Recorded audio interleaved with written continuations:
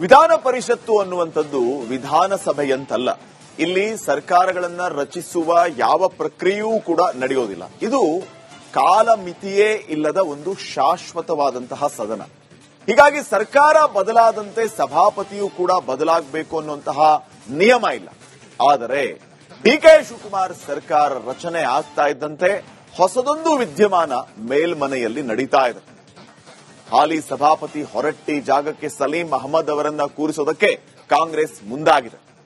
ಹೊರಟ್ಟಿ ಅವರು ಬೇಸರದಿಂದಲೇ ಪದತ್ಯಾಗಕ್ಕೆ ಮುಂದಾಗಿದ್ದಾರೆ.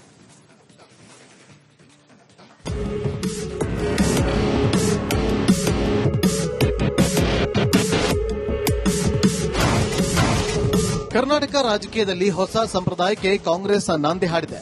ವಿಧಾನ ಪರಿಷತ್ನಲ್ಲಿ ಸಭಾಪತಿ ಸ್ಥಾನದಿಂದ ಬಸವರಾಜ ಹೊರಟ್ಟಿ ಅವರನ್ನ ಕೆಳಗಿಳಿಸಲು ಮುಂದಾಗಿದೆ. ಹೊರಟ್ಟಿ ವಿರುದ್ಧ ಅವಿಶ್ವಾಸ ಮಂಡನೆ ಕೈಪಾಳಿಯ ತಯಾರಿ ನಡೆಸಿದ ಬೆನ್ನಲ್ಲೇ ಖುದ್ದು ಬಸವರಾಜ ಹೊರಟ್ಟಿ ಅವರೇ ರಾಜೀನಾಮೆ ನೀಡಲು ನಿರ್ಧರಿಸಿದ್ದಾರೆ. ಆಗಸ್ಟ್ 14ರಂದು ಸಭಾಪತಿ ಸ್ಥಾನಕ್ಕೆ ರಾಜೀನಾಮೆ. ರಿಪಬ್ಲಿಕ್ ಕನ್ನಡಕ್ಕೆ ಸಭಾಪತಿ ಬಸವರಾಜ ಹೊರಟ್ಟಿ ಹೇಳಿಕೆ.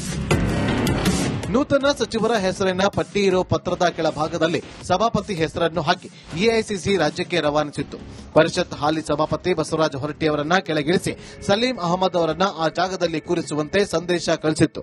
ಆದರೆ ರಾಜ್ಯದ ಇತಿಹಾಸದಲ್ಲಿ ಹಿಂದೆಂದೂ ಅವಧಿ ಪೂರ್ವ ಪರಿಷತ್ ಸಭಾಪತಿ ಕೆಳಗಿಳಿಸದ ಉದಾಹರಣೆಗಳಿಲ್ಲ. ಹೀಗಾಗಿ ಕಾಂಗ್ರೆಸ್ ನಡೆಗೆ ಖುದ್ದು ಸಭಾಪತಿ ಹೊರಟ್ಟಿಯವರೇ ಆಕ್ರೋಶವನ್ನ ಹೊರಹಾಕಿದ್ದಾರೆ. ನಾನು ಸಭಾಪತಿ ಸ್ಥಾನಕ್ಕೆ ರಾಜೀನಾಮೆ ನೀಡಲ್ಲ ಅಂತ ಪಟ್ಟು ಹಿಡಿದಿದ್ರು. ಆದ್ರೀಗ ಖುದ್ದು ಬಸವರಾಜ ಹೊರಟ್ಟಿಯವರೇ ಆಗಸ್ಟ್ 13ರಂದು ವಿಧಾನ ಪರಿಷತ್ ಸಭಾಪತಿ ಸ್ಥಾನಕ್ಕೆ ರಾಜೀನಾಮೆ ನೀಡಲು ನಿರ್ಧರಿಸಿದ್ದಾರೆ.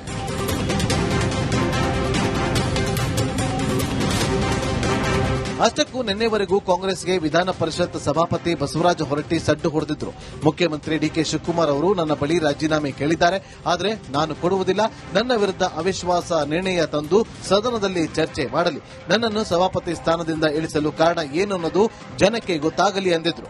ಆದರೆ ಅದೇನಾಯ್ತೋ ರಾತ್ರಿ ಕಳೆದು ಬೆಳಗಾಗುವಷ್ಟರಲ್ಲಿ ಹೊರಟ್ಟಿ ನಿರ್ಧಾರ ಬದಲಿಸಿದ್ದಾರೆ. ರಾಜೀನಾಮೆ ನೀಡಲು ತೀರ್ಮಾನಿಸಿದ್ದಾರೆ. ನನಗೆ ತುಂಬಾ ಬೇಸರವಾಗಿದೆ ಅಂತ ಅಸಮಾಧಾನ ವ್ಯಕ್ತಪಡಿಸಿದ್ದಾರೆ. ನಾನು 80ರಿಂದ ಆರಿಸಿ ಬಂದ 8 ಸರಿ ಶಿಕ್ಷಕರ ಮತ್ತು ಆರ್ಕರಿಂದ ಎಲ್ಲಿಯೂ ನಾನು ತಪ್ಪುಗಳನ್ನು ಮಾಡಲಿಲ್ಲ, ಎಲ್ಲಿಯೂ ಒಂದು ಕಪ್ಪು ಚುಕ್ಕೆ ಇಟ್ಟುಕೊಂಡಿಲ್ಲ. ಮತ್ತು ಇಲ್ಲಿವರೆಗೆ ವಿಧಾನ ಪರಿಷತ್ತಿನ ಇತಿಹಾಸದಲ್ಲಿ ಮೊಟ್ಟ ಮೊದಲಿಗೆ ಸಭಾಪತಿ ವಿರುದ್ಧ ಮಾಡಿದ್ದಾರೆ. ಇಲ್ಲಿವರೆಗೆ ಯಾರು ಮಾಡಲಿ. 1956ರಿಂದ ಇಲ್ಲಿವರೆಗೆ ವಿಧಾನ ಪರಿಷತ್ನಲ್ಲಿ ಸಭಾಪತಿ ಮೇಲೆ ಅವಿಶ್ವಾಸ ನಿರ್ಣಯವನ್ನು ಯಾರು ಮಂಡಿಸಿಲ್ಲ.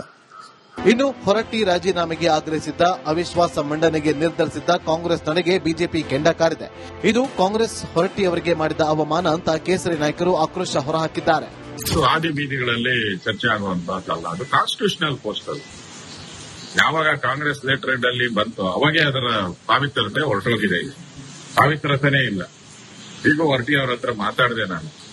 ಈ ತರದ ಒಂದು ಅವಮಾನವನ್ನ ಯಾವುದೇ ಸಭಾಪತಿಗಳಿಗೆ ಮಾಡಬಾರ್ದು. ಯಾಕಂದ್ರೆ ಸಭಾಪತಿ ಅಂತಂದ್ರೆ ಅವ್ರು ಯಾವುದೇ ಪೊಲಿಟಿಕಲ್ ಪಾರ್ಟಿಗೆ ಸಂಬಂಧಪಟ್ಟವರಲ್ಲ. ಅವರು ಯಾವ ಪಾರ್ಟಿಯಿಂದ ಗೆದ್ದಿರ್ತಾರೆ ಅದು ರಿಸೈನ್ ಮಾಡಿರ್ತಾರೆ ಪಾರ್ಟಿ ಮೆಂಬರ್ಶಿಪ್. ಸಭಾಪತಿಗಳಿಗೆ ಸೂಚನೆ ಕೊಟ್ಟಿದ್ದಾರೆ ಮುಖ್ಯಮಂತ್ರಿಗಳು ಅಂತ. ಸೂಚನೆ ಅಂದ್ರೇನು?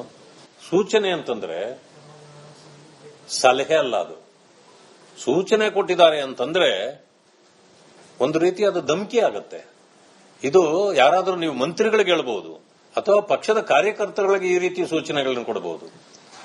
ಸಾಂವಿಧಾನಿಕ ಹುದ್ದೆಯಲ್ಲಿರ್ತಕ್ಕಂಥ ಸಭಾಪತಿಗಳಿಗೆ ಈ ರೀತಿ ಸೂಚನೆ ಕೊಡೋದು ಇದು ಸರಿಯಾದ ಕ್ರಮವೇ ಅಲ್ಲ. ಕೊನೆಗೂ ಸಭಾಪತಿ ಸ್ಥಾನದಿಂದ ಹೊರಟ್ಟಿ ಅವರನ್ನ ಕೆಳಗಿಳಿಸುವಲ್ಲಿ ಕಾಂಗ್ರೆಸ್ ಒಂದು ಹಂತದಲ್ಲಿ ಯಶಸ್ವಿಯಾಗಿದೆ. ಆದರೆ ಕೈ ನಾಯಕರ ಈ ನಡೆ ರಾಜ್ಯ ರಾಜಕೀಯದಲ್ಲಿ ಹೊಸ ಸಂಪ್ರದಾಯ ನಾಂದಿ ಹಾಡುವಂತೆ ಮಾಡಿರುವುದಂತೂ ಸುಳ್ಳಲ್ಲ.